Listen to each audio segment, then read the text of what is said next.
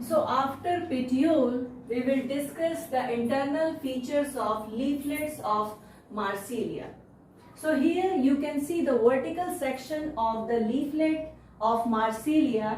यहाँ पर आपको दिख रहा है कि एपिडर्मिस इज डिफरेंशिएटेड हियर. अभी तक आप लोगों को एपिडर्मिस में डिफरेंशिएशन नहीं दिख रहा था, but in case of the leaflet epidermis is differentiated into upper epidermis and lower epidermis. So यहाँ पर देखिए upper surface पे पाया जाता है upper epidermis and on the lower side lower epidermis is present. upper epidermis से लगे हुए ये जो आपको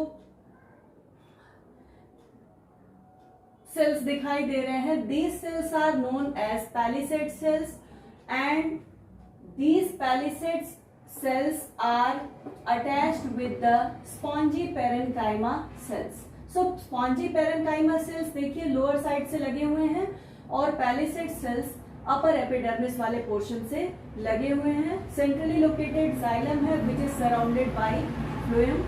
In case of Marsilia leaflet, you can see the larger air chambers are present. These are also called as parenchyma. So let's start the topic by describing each point one by one. So first of all, the vertical section. यहाँ पर हम transverse section नहीं बल्कि vertical section use करते हैं term. The vertical section of leaflet of Marsilia shows following important features. The first one is epidermis, which is differentiated into upper epidermis and lower epidermis. Upper epidermis and lower epidermis. So upper epidermis bounds the upper surface and lower epidermis bounds the lower surface of the leaflet. Now after epidermis, stomata. The second thing is stomata. So stomata is generally present on both the surfaces. यानी कि upper epidermis पर भी और lower epidermis पर भी stomata क्या होता है, पाया जाता है. But in case of some aquatic species, अगर एक्वेटिक स्पीशीज की बात करें, एक्वेटिक स्पीशीज मतलब कि जो फ्लोटिंग स्पीशीज है, जो पानी में क्या करती हैं, तैरती रहती हैं, तो अगर ऐसे मार्सिलिया की स्पीशीज हम देखें तो वहां पर आपको slightly sunken stomata are present at the upper surface of the leaflet only. तो upper surface पर आपको सिर्फ दिखाई देगा स्टोमेटा. वो भी कैसे होंगे, sunken होंगे. sunken stomata means कि ये क्या होंगे, upper surface में जो एपिडर्मिस है उसमें क्या होंगे, धसे होंगे. नॉर्मली क्या होता है, दोनों सर्फेसेस पर, एपिडर्मिस के दोनों सर्फेसेस पर, अपर और लोअर एपिडर्मिस दोनों पर ही स्टोमेटा पाए जाते हैं. But in case of floating species और aquatic species, slightly sunken stomata are present on the upper surface of the leaflet only. Now leaf है तो यहाँ पर मेसोफिल सेल्स तो पाई ही जाएंगी. तो here mesophyll cells are differentiated. Mesophyll cells are differentiated into palisade cells and spongy parenchyma.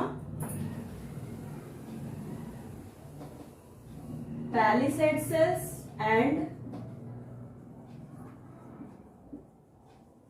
spongy parenchyma. तो यहाँ पर आपको देखिए पैलिसेड सेल दिख रही है जो ब्लैक कलर से हमने बनाया है, और स्पॉन्जी पेरेंकाइमा जो है समवॉट सर्कुलर या ओवल शेप सेल्स होती हैं, और दोनों में ही क्लोरोप्लास्ट पाए जाते हैं.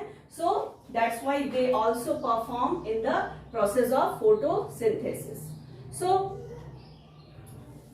जो पैलिसेड सेल्स होती हैं, they are present towards upper surface and spongy parenchyma present towards the lower surface या lower epidermis. Now the lower region, यहां पर देखिए स्पॉन्जी पेरेंकाइमा से जब लोअर रीजन की तरफ आप बढ़ेंगे, यानी कि लोअर एपिडर्मिस की तरफ बढ़ेंगे, तो यहां पर आपको दिखाई दे रहे हैं certain air chambers. So towards lower region certain air chambers are present and they are separated by transverse septa. They are separated by transverse septa. Now we will discuss कि vascular bundle कैसे होते हैं. तो vascular bundle यहां पर आप देखेंगे तो vascular bundles are concentric type के vascular bundle है जिसमें कि centrally located xylem है which is surrounded by the phloem. So that's all about the internal feature of leaflet of mycelia.